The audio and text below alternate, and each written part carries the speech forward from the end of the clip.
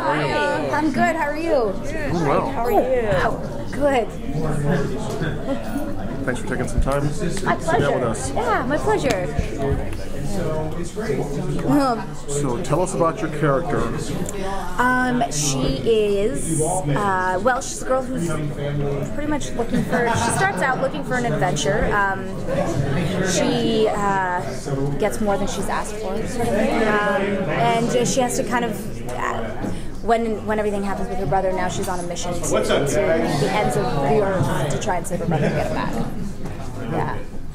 Do you enjoy the physical aspects? I mean, you've got kind of a kick butt thing going. Yeah, I love it. I love it. I personally like martial arts, and I used to train in kickboxing and stuff myself, so I was right in there. I was like, can I do whatever? Let me do stunts. And like, you're gonna hurt yourself. I'm very clumsy, so like I'll walk off stuff all the time. But I love it. I'm like, I'm fine. They're like, you're bleeding. No, it's fine.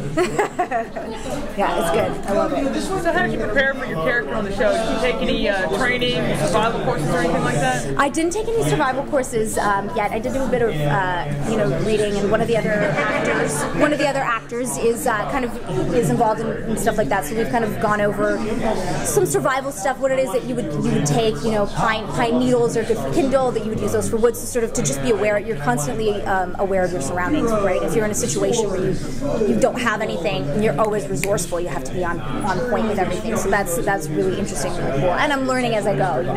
I'm still reading more and stuff as it goes on. It's cool.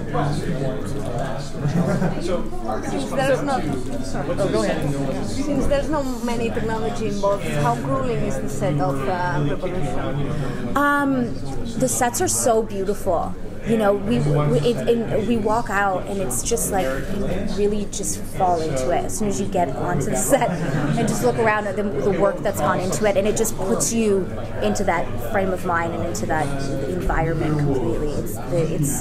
They do a great job. And do you value more certain stuff now, like electricity or hot water? Absolutely. Well, hot water. I've been backpacking, so I've gotten used to that. All around you showering, you're like, soap, wow. Yeah, exactly. But I think, one thing that I did realize is when we were filming the pilot, I was thinking, if this happened right now, my family's all in Canada, and my boyfriend at the time was in Africa. My boyfriend now, but at the time was in Africa. And I was like, what? How would that? I mean, I probably wouldn't see him.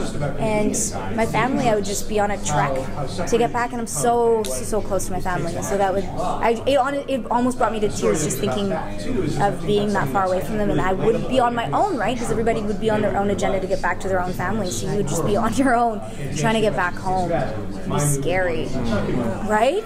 I think I could do it.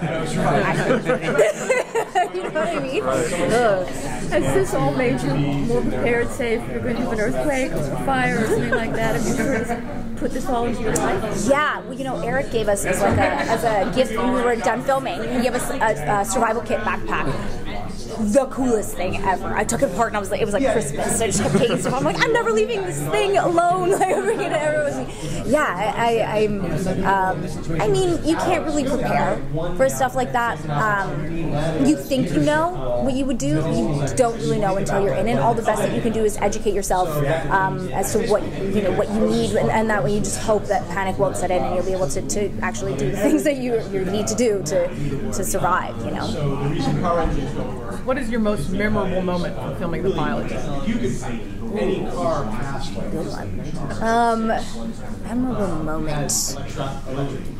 When we did walking onto the set, the cul-de-sac set that we have, and it was a very beautiful set. We did a scene in the trailer where my dad is dying, and it was just a really powerful scene, and a very being outside around so many people, and just the stillness and the quiet of everybody that was around. I think it just kind of, for all of us, made us think about that. You know, you think about your family, you think about your parents and stuff. And so that was a really kind of touching day, and for all of us, we were just all kind of pretty chill on set. And so that was probably the one that sticks out the most, but it was just all around really fun and cool place to be all around. So. What about Charlie and Nate? Can you trust him? Can I? I don't know. He seems to be there at the right time, but then... I know, but you know, I don't know. No, I'm just kidding. I don't really know. I don't really know what's going to happen with us. That's the thing. You don't really know if you can trust him. And I think that's the thing that Charlie's going through right now, is that she's kind of always been around the same people in this tiny little village her whole life, and now she's being thrown into a place where she and her stepmother don't really kind of see eye to eye, and her uncle doesn't really want to be there, and, you know, like, so she's, and her brother, who's her best friend, is not with her. She's a very isolating world, and trusting people and learning how you can be betrayed the way that, you know, these certain characters do to her.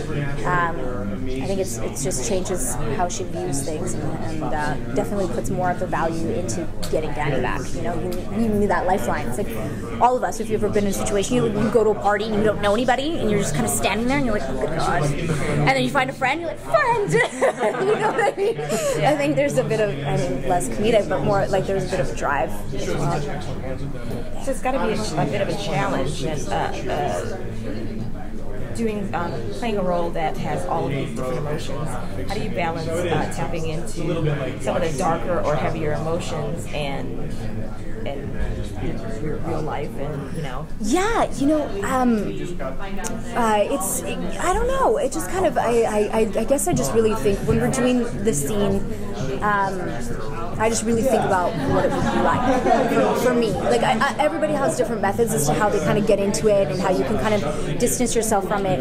And for me, getting into the heavy emotional stuff, I really start to think about what it really would be like for this character to lose that person. And I mean, it's like when you read a book, you know, you read a book and you have empathy with this character that you're reading in a book, and you find yourself in tears, or when you watch a movie, you find yourself in tears, it's because you can empathize with them, and that's kind of the same way that I feel when I'm reading about the character. I mean, you do your backstory, so you have an attachment to the people all around. So that's the way I go about it. And sometimes I listen to certain songs that kind of get me in touch with emotions that I store aside in my real life.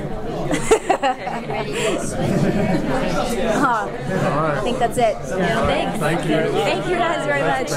Thank you, Thank you.